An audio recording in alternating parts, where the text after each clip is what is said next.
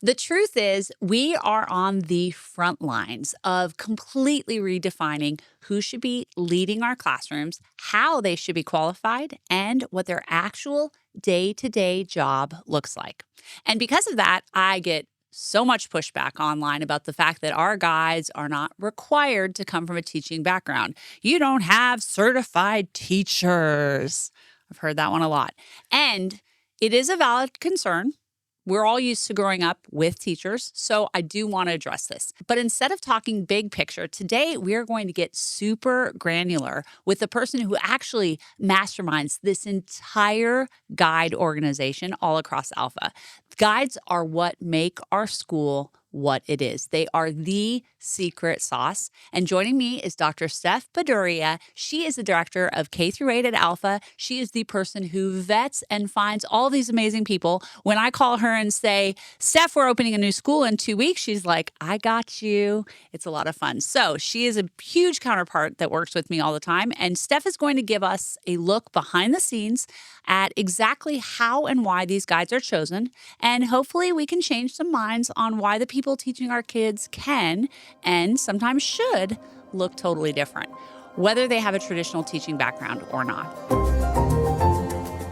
Welcome to the Future of Education podcast, hosted by Mackenzie Price. Mackenzie is the founder of a revolutionary new school model that's disrupting education through AI. Join us as we discuss the latest in education innovation. So, Steph, thank you so much for joining me. You're welcome. Thanks for having me. You really are a superhero in this entire school organization because we have had so much incredible growth. And everybody always worries that, what's going to happen as we grow? How are we going to make sure that our guides continue to be great? And I'll tell you what, you have crushed that job. Every guide I meet is like, how can you be amazing? How can you be this amazing? They're so good. So you're really an expert at finding this incredible talent. We have been dealing with some pretty big numbers. I'm curious, just give us a little bit of background on how many people have applied recently and what kind of people are they? So I believe in this last year, we had around 40,000 applicants to the guide role. Wow. And actually just in the last 3 months, we've hired, onboarded, and trained about 60 guys to prep for the upcoming school year. And the types of folks that we get, well, obviously the common through line is must love kids. Must love kids. Must love kids. But to give concrete data, about 20% of our guides actually do come from a traditional teacher role. Okay, 20%. I was thinking in the last couple of years that it had crept up to like 50%, but it's still only 20% come from traditional teaching background. Yes. Wow. It's still at 20%. And I have to brag about our former traditional teachers in that they are the top 1% of teachers out there. Fulbright scholars, TFA alums, teachers of the year. We also have some board certified teachers on board. So fantastic group of folks. Let's talk a little bit about that audience for a second. Those people who have been working in traditional classrooms as teachers and have decided to come to Alpha. What do you hear about the reason they decide to come look at Alpha? The most common theme I hear, and it's actually in the interview, when I say, why do you want to be a guide at Alpha? And they always say that they love their job. They love kids, but the system that they're working in is limiting. They are the squeaky wheel at school. They're the person who stands up in the faculty meeting and says, this is wrong, we should do it different. And people don't like it. So they do their research and they find Alpha and they think, this is the haven. This is where I need to be. One of the things I always love talking to our guides who come from traditional teaching backgrounds, because they show up and they're like, okay, this is everything that I wanted when it comes to being around children and making that impact and the difference without so many of the kind of bureaucratic challenges that, again, come from what I consider to be a broken system. One of the things I've also heard, and I'm curious what you think, is a lot of times when teachers who have been working in a traditional classroom, they come to Alpha and there's a lot of habits they have to break. Let's talk a little bit about that. I think I'll differentiate the teacher role and the guide role by saying the teacher unit of work is the academic content and the guide unit of work is the kid. And so in terms of habits to break, a teacher shows up in the morning thinking, okay, I have designed and now I need to deliver this really awesome, engaging lesson on fractions. For a guide, they don't have to think about teaching the fractions, so back to habit to break, but they do have to be very tuned into each kid. They have to know them very, very well. They have to recognize when they're stuck on the fractions lesson in the apps. They have to recognize when the motivation is dropping, and they have to be able to step in. So habit to break would be don't step in and teach the content. Let the kid not just struggle through it, but use open-ended questions. Ask them if they've reread the question. Insert learning strategies in there that will then help them become an independent, self-driven learner later, right? At the end of the day, we want to be able to remove the guide and the kid's self-sustaining. So that's habit one, is don't teach the content. So do you ask through the interview process when you're talking to someone who comes from a traditional teaching background, like, are you okay with the fact that you will not be teaching academics? Sometimes I do.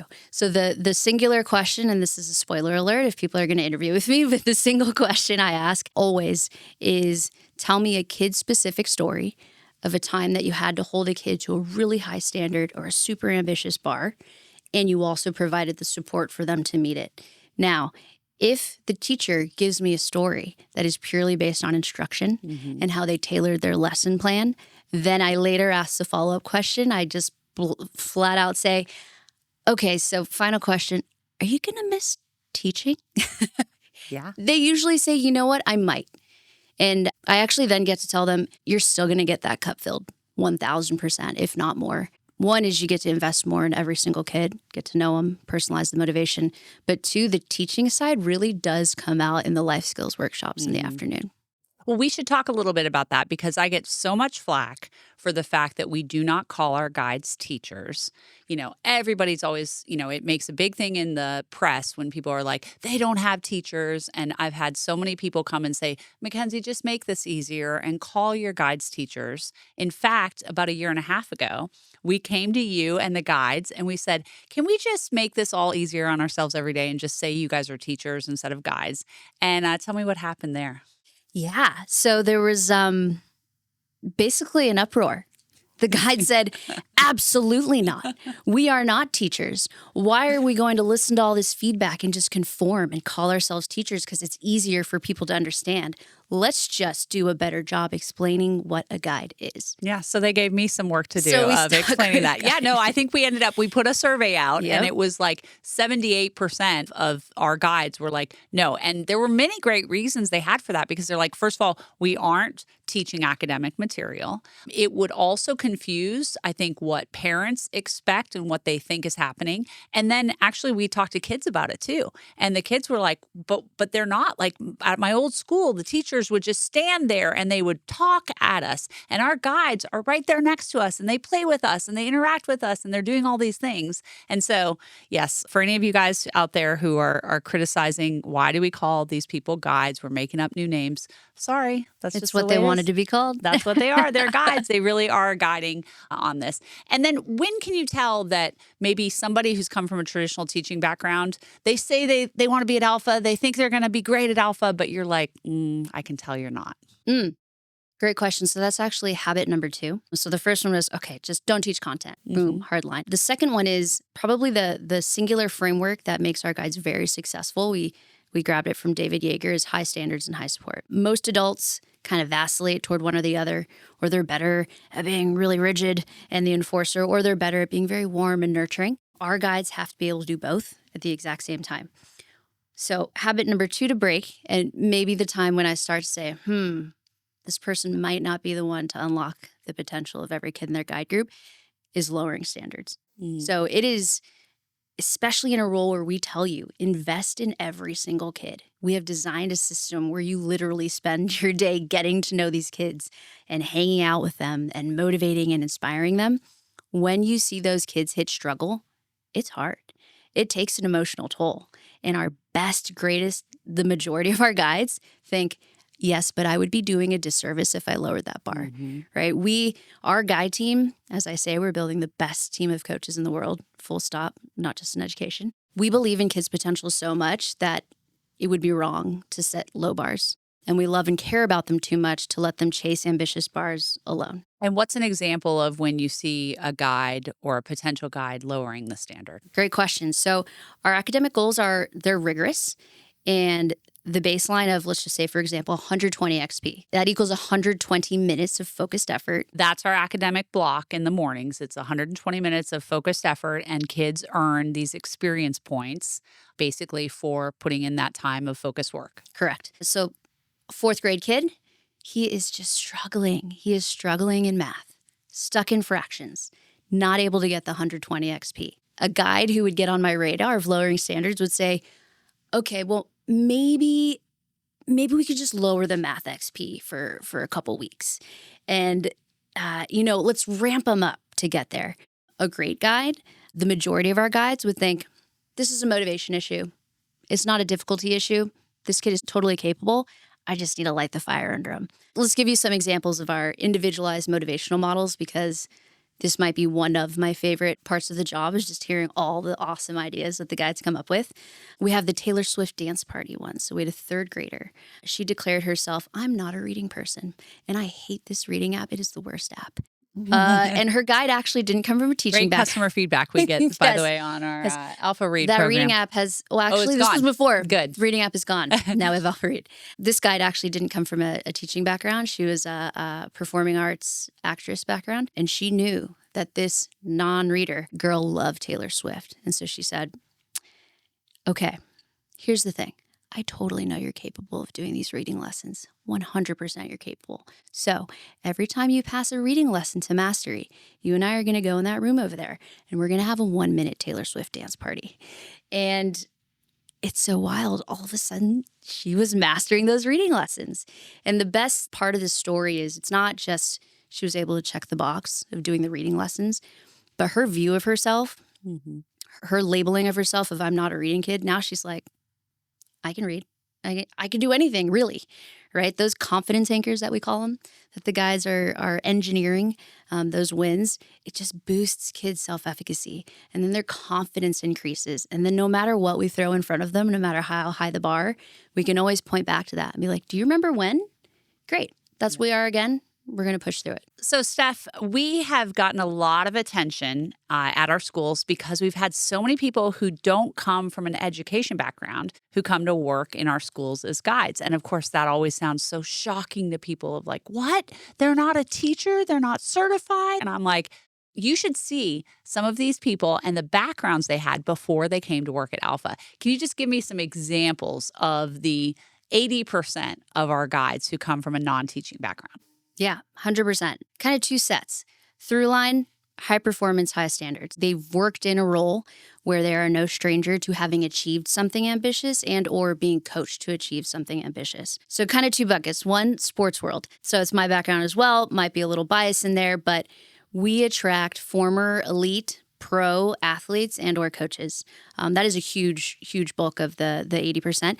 The other part, and this is where it's just insane, is we've attracted Google software engineers, Amazon product leads, a 17-year Army vet who served in 9 countries and led teams all around the world, a Cirque du Soleil head coach. It just these incredible resumes where, at the beginning when you said we've done amazing things, we've grown, and we're still delivering the 3 commitments to every kid. It really is because our guides are phenomenally talented.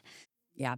I was at one of our schools, and there's a guide who the kids just absolutely love. And I was at a parent event, and one of the parents came up to me and just said, I cannot believe that you are able to hire the kind of talent that you have gotten. And he gave the example of this guy. He had worked in a private equity fund and was making like $1 million a year. And he left his job because he's like, what am I doing here? I want to go and change the world and impact young people. And he is just fantastic. And I mean, these parents were so thrilled with this guy. And, you're sitting here like, Okay, you went from like a private equity world to working with fourth and fifth graders. All right, let's go. My daughter's favorite guide was a lawyer. Went to Harvard and was an attorney for 5 years. And it's always funny because Chloe, she's been on our podcast before. She often says she does more law work now working with our high school students than she did when she was a lawyer. And by the way, if you want to hear from Chloe, who talks about how to help kids set big goals, those are episodes 258, 259, and 260. Steph, why don't you tell us a little bit about your background? Yeah, sure. So my story does start with my first passion, which is soccer. Grew up playing soccer at a high level. And it was in high school when my second passion started to emerge. I was running summer camps and doing private lessons for kids. And something lit up in me when I would see a kid able to do or conquer, whether it was mindset or an actual skill on the field, something that they didn't think was possible before. I was like, okay, there's something else here besides the soccer stuff. So I find myself at Loyola Marymount University, Division I athlete. I actually went in pre-med. I'm a first-gen kid of Asian immigrants. So my two options going into college were, yes, you're going to play soccer stuff, but then you're going to either be a doctor or a lawyer. Oh, okay? of course. Right. So pediatrician. I thought, compromise. I want to work with kids. I'll give you guys the doctor. Here we go. And so teeing up a true story, this is a true story and not my proudest moment, but it's my summer going into my freshman year. I'm sitting with my student athlete advisor and I'm looking at this schedule of biochem calculus. And I'm thinking to my eyes are crossing and I'm thinking, there's no way I'm going to be able to focus on soccer enough with this schedule. So I look at my advisor and I ask, what is the easiest possible major I can do and still work with kids? Again, not my proudest moment. And he looked at me and he said, do you want to be a teacher? This is a true story. So I had two thoughts enter my mind in that moment. The first one, in this order, the first one was that is extremely concerning. Teachers have the most important job in the world. They spend the most cumulative hours with kids outside of family members, molding the next generation of our society. In what world should that pipeline be the easiest one? That was my first thought. My second thought was, I'm in, let's do it. So fast forward, fourth grade teacher, also coaching soccer, loved being in the classroom. Not necessarily for the delivering instruction piece, it's on brand, but because of the culture piece. You get a room of 35 random kids who are thrown in there together. They don't know each other. And somehow you have to figure out how to make them think, operate, feel like a team and build this culture where they're uplifting each other, holding each other accountable. I loved that part. And the gamifying learning, I loved it. But I would walk the schools of this very traditional Catholic private school thinking, man, there's got to be more here that we can do for these kids. So I was inspired to go back to school, get my doctorate in educational leadership at USC. And my thinking then was, I'm going to fix this. I'm going to get my doctorate and I'm going to become a professor.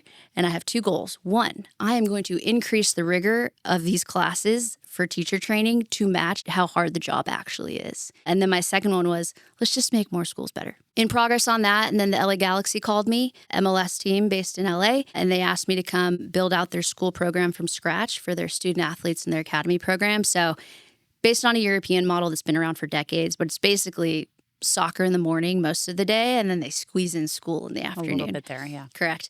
This is what opened my eyes to, okay, I don't have to fix this system by becoming a professor. You can actually just completely rethink this. School does not have to look like school. Learning does not have to happen 6 hours a day. It can happen anywhere, anytime. And we can build schools around and for kids versus around the bell schedule that's been around for over a century. Anyway, was doing that job, loved it. Intersection of my two passions, soccer and education. And then casually scrolling LinkedIn, came across a job description. It was titled head coach. It piqued my interest. And I opened it and I literally felt like someone wrote a love letter to me. It was titled head coach, but it was in a school setting. It's all about high standards, putting kids first, unlocking their limitless potential. So I applied to the job that night and fast forward 5 years later, here we are. Here we are. Absolutely. So bucket one is sports. What is bucket two? The other bucket is folks who come from different industries. So we have business, tech, investment, former Google software engineer, Amazon product lead, investment banker, finance consultant, you name it, various industries, doctors, lawyers. They find us. And frankly, a lot of these people did want to work with kids. Truly, their passion is helping bring out people's potential, but they did not entertain the teacher role because you can't build a career and a living off of what we pay traditional teachers. One of the things that's very unique about our Alpha organization is that The career path does look different than in a traditional school. I think that teachers go to a traditional school environment and they're like, okay, I'm going to be a third grade teacher for 14 years. Maybe I'll move to sixth grade at some point, or I'm going to teach science at this different grade level. Here, things look a lot different. Let's talk a little bit about what that looks like. Yeah, I think one key difference is in education, they reward tenure. So they just reward simply being in that role for a very long time. And even then, the reward is incremental. I think your salary will increase like 10%, but over the span of 25 years. For us, we actually don't care about tenure. We don't care. What we care about is, are you delivering the 3 commitments to every single kid in your guide group? Not to 8 of them, not to all 10, but just a couple per. It is all 3 commitments to every single kid. And when you get promoted at Alpha, when you grow from a guide, so accountable to the 3 commitments to your guide group, and you grow into a lead guide, accountable to the 3 commitments for an entire campus, the job is still fundamentally the same. In fact, I tell lead guide candidates all the time, I'm not building a team of middle managers. If you are picturing a traditional principal sitting in the corner office of the school, looking at a computer screen and just telling teachers what to do without ever entering the classroom, please go apply for that role. That is not this role. Yeah. Our lead guides, my best sports analogy, because I love those, is player coaches. They're still on the field next to the guides. They know the kids just as well as the guides do, and they actually get to coach and lead the other guides through example. So one of the things that we've talked about is that it's not about tenure at Alpha. It really is about performance. Let's talk a little bit about how our guides are evaluated once they are hired. Evaluation is actually very simple. It all comes back to the 3 commitments. So every guide is accountable to delivering the 3 commitments to every single kid. And those 3 commitments? Those 3 commitments are, do they love school? This past school year, we cranked up the rigor on that one, and now it's, do they love school more than vacation? Which brag moment, we are between 40 to 60%, depending on the day. So about half of our kids. Depending on the vacation. True. Depending on the workshops for the session. But yeah, Correct. It is anywhere between 40 and 60% of our students say, I would rather go to school than go on vacation. And actually, I was in one of our cities and a parent came up to me and she said, I have to tell you something. She said, my son did not say that he would rather go to school than go on vacation. He ranked no to that survey question. However, he has begged us to sign up for 9 weeks of Alpha Summer. So I think you should go ahead and change that survey result because clearly he did not answer accurately. And I had a good laugh on that I was Love like, it. You're right. I guess if he's choosing to go to Alpha Summer for 9 weeks, he probably would prefer to go to school Yes. versus vacation. I actually have an awesome anecdote on the school versus vacation, a little bit of a tangent. But we actually had a student come back from a luxurious 2-week vacation in England. And she came back and we happened to be doing our student surveys, which we do at the end of every session, of which we have 5, where we just ask the kids, yes, no, do you love school? Yes, no, do you love school more than vacation?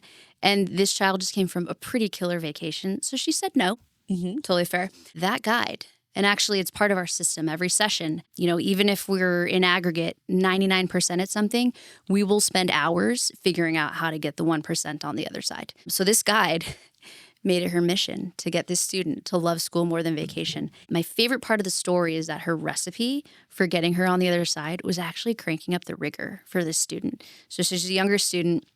And they have what they call you can, two can challenges as part of their growth mindset stuff. So she actually curated you can, two can challenges around this student's interests and also created a cross-campus book club for the student because the student loves to read. But we don't read books at Alpha. I've been getting that a lot on this lately. Yeah. Okay, that's incredible. Yes. So this guide was able to make sure, well, that's a really big point because we talked a little bit about what you're looking for in guides is guides who will hold high standards. And the reason we think that is so important is because we find that kids actually crave the ability to meet these high standards. Like they are happy when they are told by an adult, like, hey, you are capable of doing big things and let's try some really challenging things that are going to stretch you, that are going to push you.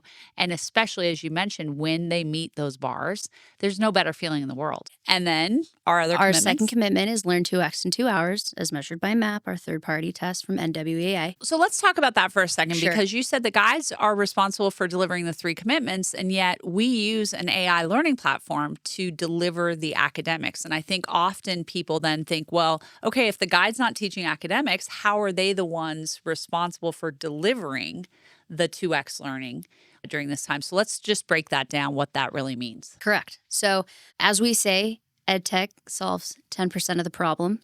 The 90% of the problem is motivation. So the 10%, if a kid isn't learning, it's either one, the content is either too hard or too easy. That's the 10% side. That's the ed tech side. The other one is they're not motivated. They're stuck. They're spiraling. There's something where we just need to help them break through. That's the guides. Whether it is motivating them with a Taylor Swift dance party, or it also could be a mindset side too, where we had a kid, he's a baseball kid, but he did not like math.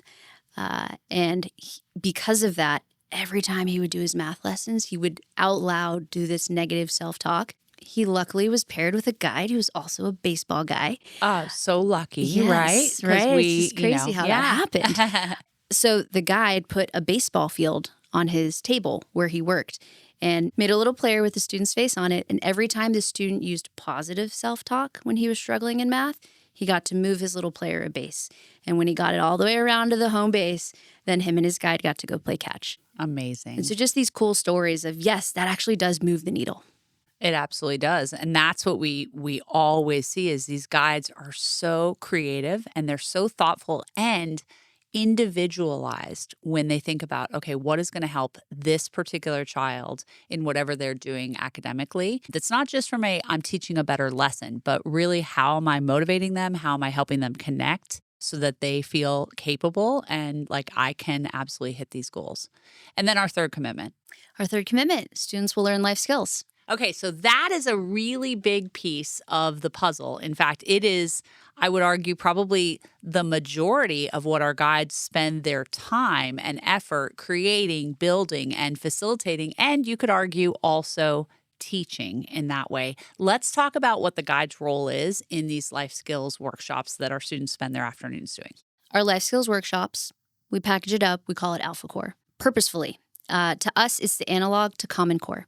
So if you look at the academic standards, you can go to third grade, you can go to math, you see exactly what standards a kid should know to declare mastery of third grade math.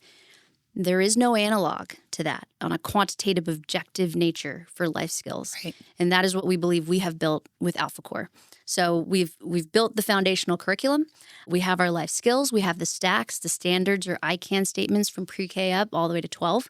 And the guide job is the beautiful part. And I frame it for them as the broccoli and cheese analogy. And so I tell them, listen, the org, we have done the work of, we've built out the broccoli. It's all there, right? It's the life skill. So, which, by the way, we didn't have that kind of originally, because when you think about life skills, there's so many different life skills that people can talk about. And it did take Alpha a little bit of time to say, okay, what are the core life skills that we want to focus on? And what we came up with were kind of 5 buckets, right? It's leadership and teamwork, financial literacy and entrepreneurship, public speaking and storytelling, grit and hard work, and relationship building and socialization. Those are the 5 buckets that we kind of group our life skills in. Now, within that, there's all kinds of sub-life skills that kids work on, as well as growth mindset strategies that we think about that we're kind of doing. But that's kind of the broccoli that Alpha has provided to guides to say, these are the focus points. And here's kind of what we want to see from pre-K all the way up through high school. yes, exactly. And so the broccoli's there. And I get to stand up during staff days between sessions and look at the guides and say, all right, time to get together and think of the best cheese possible to put on this broccoli. And so some examples that I love are, if you stood up in front of a bunch of third graders and said, we are going to spend 8 weeks learning about grit. You are all going to read Angela Duckworth's book, and then you will write a report, and you will read that report in front of your friends. They would all be like, boring, I'm out, right? Yeah. We look at our guides and we say, the kids are going to spend 8 weeks on grit. You're going to figure out the coolest, most exciting cheese to pour all over that grit so they can pass an awesome, rigorous, objective alpha test at the end. And that is where things that were born out of it were third graders being handed a Rubik's Cube, just hand it to them cold, 0 adult help. You have to figure out how to solve that. Boom. Another one for entrepreneurship. We don't say, all right, we're going to learn all the entrepreneurship and Finlit concepts, and then we're going to take a test, which we do infuse some standards in there. However, the alpha test is, okay, So 1, can you now go run a food truck all on your own? Or 2, can you do a fully student-run, student-executed music festival? And these are just the things that light the kids up. But it's not just exciting and fun and engaging. It is truly, genuinely challenging work. And there are rigorous tests at the end that tell us, yes, we declare mastery in this grade for this life skill. And one of the places, I mean, there's so many places where I just have endless gratitude towards our guides. But when I think about what those workshops look like, and I remember actually the food truck workshop was an idea that a small group of us had. We're like, oh, you know what we should do? Have the kids run a food truck because, Austin's like the food truck capital, so they should do a food truck. Now, I got to say that. I did not have to sit down and think, okay, what does that mean 3 times a week during the 45 minutes during food truck workshop time? What are they going to be doing throughout the year? And so there is so much that goes into the minute by minute kind of instruction and time that's building these kids up to be able to do things. Hey, we're going to have kids do a real TED Talk. It's like, okay, well, we've got kids who show up and they won't even speak in a loud voice in front of their friend, much less on a stage with lots of people. And that's where the guides really have to get their sleeves rolled up and say like, okay, how are we going to make this huge vision that we have of what we call the alpha test, the final at the end of a workshop, public third-party evaluated tests that kids go through to say, hey, did you learn grit? Did you learn relationship building? What is it that you do? So talk a little bit about how these guides put this magic together. Yeah, the guides bring an insane amount of creativity for that cheese. So what it starts with is, what's the broccoli? What's the cheese or the mechanism you're going to wrap around the life skill that get kids really excited to run to this workshop every single day? And then it does get more into all right, what's the alpha test? And it is the more traditional teacher brain of, all right, if this is where they need to end up, how do we backwards map the skills? What are the checkpoints and measurements we need to take along the way to make sure the kids are actually progressing at the proper rate? And that is where the AI comes in. We have built AI tools where the guide just has to plug in broccoli, cheese, alpha test, boom, generates a lesson plan. We call it a guide's guide. And the AI is pretty darn great at it. Yeah, so we are using artificial intelligence to help us design what these workshops look like, help us figure out what are some of the sub skills that we have to help build kids up in as they're going forward. And then sometimes some of the creative, like, here's the extra twist we're going to put on this. Here's what we're going to do. I know we did a swimming workshop in one of our campuses with our 4-year-olds where they were swimming. But I heard something kind of crazy that not only were they swimming, but they actually had to walk across the bottom of the pool to simulate being in space. And the way we helped them do that was what? We put weights in their hands. Which is pretty awesome. Actually, the guide where the cheese originated, she called me as soon as she thought of it. I was driving into campus, and she's like, Steph, I just thought of the best idea for our 4-year-olds. They're going to go to the bottom of the pool. They're going to have weights in their hand, and they're going to walk like they're in space. And we were like, that is so cool. Let's do it. And that is actually, one of the best parts about staff days when all the guides get together and we're brainstorming all these crazy, cool, ambitious stuff for the kids. It's kind of, to me, in my head, it's like if you get all the iPhone engineers in a room and they're thinking, man, this thing's already pretty darn good, right? Like, how are we going to make this iPhone better? Yeah. The guides have to consistently keep raising the bar. A really great example is one year we had 5-year-olds who didn't know how to bike at all, end up biking 5 miles at the end of 8 weeks. Fast forward the next year, we're thinking, okay, well, now these kids have leveled up into 2nd and 3rd grade. How are we going to beat 5 miles on a bike? And our lead guide stood up and she's like, well, I think that they could run a 5K in less than 35 minutes. And we were all like, that was actually one of the first ones where we're like, okay, that actually sounds, is it impossible? No, nothing's impossible, right? Or even taking that same cheese. This is what's a cool thing about us growing and just having more creative minds together is the same cheese of the biking 5 miles, but you transplant it from Austin to San Francisco, and they get to go do it on the Golden Gate Bridge. And they had the Alpha Biker Gang. Yes, the kids earned their little black leather jackets that said Alpha Biker Gang, which they had to unlock from hitting different goals throughout that. And I'll never forget hearing about that day when those kids rode across the Golden Gate Bridge. It was super windy. Like they were literally riding into the wind and they were like, we got this. They had their helmets with, I think, little blue mohawks on them. It was absolutely amazing. And I think, yeah, it is so cool to see the things that kids do. And I remember when, those kids who had biked as a team 5 miles, all of a sudden they're going into second grade. And now it's like, okay, now you're going to run a 5K, and you're going to do it in less than 35 minutes. And when those kids all got together at the Jingle Bell Run in Austin, it was such a fun moment to see what they were able to do. And I think your point is really interesting about when we think about like, what's something that's impossible. In fact, one of the things we often say is have kids be able to say to their parents, like, Mom, Dad, let me wow you. Like, let me do something that you think is impossible. And I will say I have a super high bar for what I think is a good workshop. And there's lots of times when I hear workshops where I'm like, is that really impossible? Is it impossible for a kindergartner to climb a 40-foot rock wall? I don't know. It seems like it's possible. And other parents are like, no, it's not. But I will tell you the one that happened this year that I remember when I heard, I was like, really? Which was our pre-K class, our 4-year-olds were going to swim the length of Barton Springs Pool, which if any of you been to Austin, Texas, Barton Springs is a natural pool that I think is like the length of like 2 Olympic swimming pools. It's also like 64 degrees or something. Mm-hmm. It's chilly and cold. And the fact that these kids were not only going to learn to swim, but learn to swim that long in that cold water, I was like, okay, that does seem pretty impossible. And they did it. They did it. Absolutely did it. So, Steph, I get a lot of interest from people who say, how can I come and work for Alpha? I want to be a guide at Alpha. And I always love that. I'm like, please come. We're always, by the way, looking for great talent. So if you're listening to this and you want to be a guide at Alpha, we want you to be there.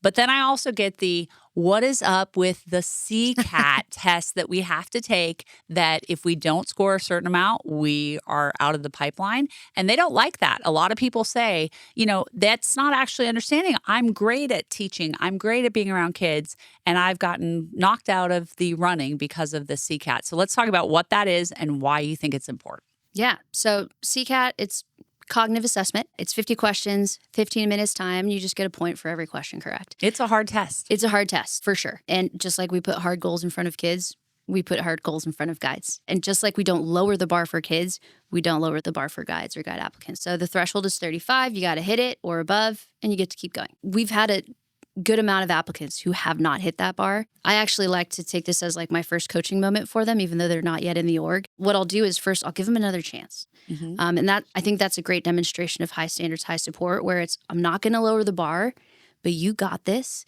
Here's a list of 5 strategies. Don't over prep. You got this. Go try again. Right? And sometimes I will give up to 3 tries just to prove the point that I will not lower the bar, but I do believe you can hit it. So go get after it again. Yeah. 35 on the CCAT represents about top 10% of cognitive capability, according to the CCAT.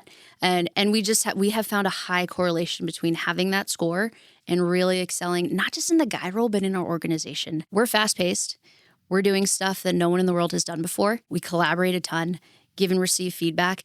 These are intellectual capabilities that there needs to be a certain baseline aggregate across all of our guides to be able to keep moving and not be slowed down. Yeah. We are so fast. We iterate so much. We're always looking at how to raise the bar, raise the bar, raise the bar. And unfortunately, I do think what you said is true, that traditional education tends to attract the bottom quartile of students who are coming into the education department. In fact, at the University of Texas, right here, I was talking to a bunch of parents at one of the local high schools who said, a lot of their kids had gotten into UT via the education department because that's the easiest way to get in. And so we do think it's really important. We got to be fast. Now, we believe kids are limitless. We don't use IQ at all when it comes to measuring kids. But when you're working as a guide, we are like, absolutely, you need to be fast to be able to keep up with these kids and each other. 100%. Great. If there was one message that you could get out to somebody who was thinking about maybe becoming a guide at Alpha, wanted to look into this, because we need lots of guides. We are hiring like crazy. What is the message you would want to convey? If you are looking for an organization where we 100% put the kids first, and you want to wake up every single day thinking, how am I going to deliver the 3 commitments to every single kid who I interact with today? Come apply. If you're looking for an organization that also cares if you love your job, which we do ask our guides twice a year, do you love your job? Do you feel like you're growing personally and professionally? Come apply. The team of guides that you will be surrounded by when you make it into our org, you will feel like you found your people. They are the best group of people to work with and work around. And who shouldn't apply? Do not apply if you will get shook when you see a kid cry. That's the best idea. We often say kids struggle, fail, sometimes cry on their road to success. Yes. All being cared for and supported by a wonderful adult. That is sort of what we are. We believe failure is fuel. We believe kids can do hard things. We also believe kids can love school even more than going on vacation. And if you can help all of those things live in your mind at the same time, then Alpha is a great place to be. So if you are a teacher or if you are somebody who comes from a completely different background and you love the idea of impacting students on making a difference, on helping them love school, learn twice as much in 2 hours, and develop life skills, then Alpha is the right place. And Dr. Steph will be someone that you will connect with. Thank you for everything you do. Thanks for making this entire school world go round. It is the guides that make the school. They are the secret sauce. It's not about the technology. It's not about the AI. It is about the fact that we have transformed the role of the adult in the classroom to be able to focus on delivering to kids. And you are a huge part of that. Thanks, Steph. Thanks. Thanks for listening to Mackenzie Price and the Future of Education podcast. If you haven't hit that subscribe button, now is the time to do it so you can stay up to date on all our episodes. You can connect with Mackenzie on social media and be part of our daily conversation over on Instagram at futureof_education. Lastly, if you're loving what you're learning, please leave a review wherever you listen to podcasts. We'll be back in your feed soon, but until then, remember, kids are limitless, and it's our job to unlock their potential.